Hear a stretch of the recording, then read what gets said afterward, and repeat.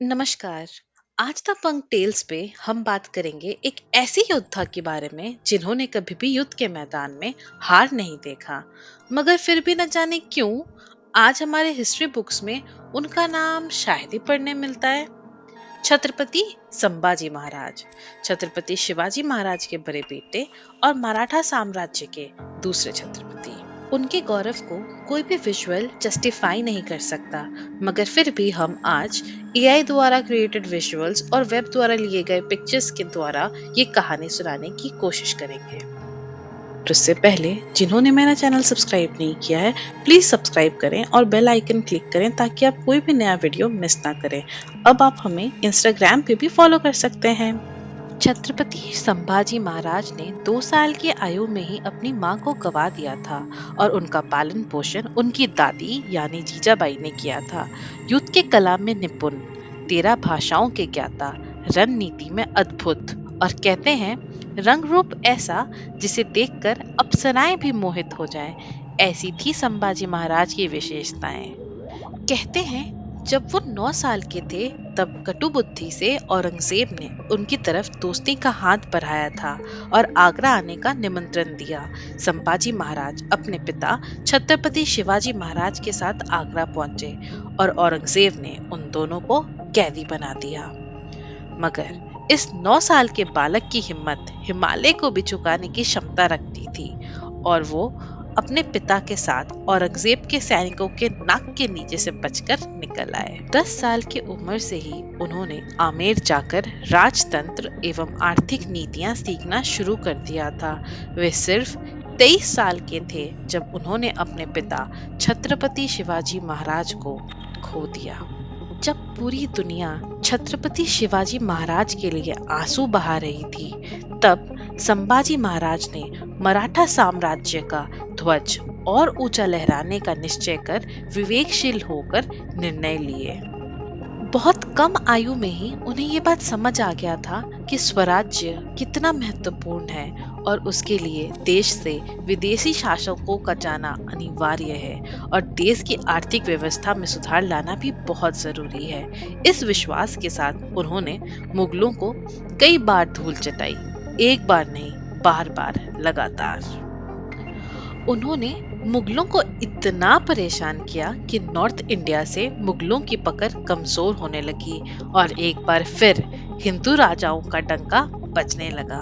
और ये था इनका कंट्रीब्यूशन स्वराज्य के लिए। सिर्फ 9 सालों में छत्रपति संभाजी महाराज ने 120 लड़ाइयां लड़ी और एक भी नहीं हारी। मगर जैसा कि हमने अक्सर सुना है, इनके पास भी एक आस्तीन का सांप था, कान्होजी शिर्के, उनकी पत्नी के छोटे भाई, जो उनसे वतनदारी की मांग कर रहे थे। मगर छत्रपति संभाजी महाराज ने मना कर दिया था क्योंकि ये बात पूरे स्वराज्य मूवमेंट के कॉन्सेप्ट के ही विरुद्ध था। इसलिए जब छत्रपति संभाजी महाराज एक बार एक गुप्त मार्ग से जा रहे थे तो कान्होजी शिर्के ने उस बात की खबर औरंगजेब तक पहुंचा दी और छत्रपति पकड़े गए। औरंगजेब ने संभाजी महाराज को कई यातनाएं दी, फिजिकली और मेंटली खूब टॉर्चर किया। एक ऐसी फिजिकल टॉर्चर और एक्सट्रीम पेन की कहानी जो हमें आपको बताते हुए भी संकोच हो रहा है। औरंगजेब ने छत्रपति संभाजी महाराज के सामने 3 शर्तें रखी थी। पहला, संभाजी महाराज को औरंगजेब को बादशाह मानना होगा। दूसरा, मराठाओं का सारा खजाना मुगलों के हवाले करना होगा। और तीसरा, संभाजी महाराज को इस्लाम कबूल करना होगा। मगर छत्रपति ने साफ इनकार कर दिया था। औरंगजेब ने फिर उन्हें यातना देना शुरू कर दिया, ऐसे टॉर्चर जिसके विजुअल्स या एआई इमेजेस हम आपको नहीं दिखा पाएंगे। उन्हें ऊंट पर उल्टा लटकाकर पूरे राज्य में घुमाया गया, लोगों को उन पर पत्थर मारने के लिए उकसाया गया। उन्हें कैद में 40 दिनों तक लगातार अलग अलग रूप के यातनाएं दिए गए, मगर फिर भी हमारे छत्रपति हिमालय की तरह अटल थे। उनके नाखून निकाले गए, उनके आंखों में मिर्ची डाली गई, उनकी चमड़ी उतारी गई।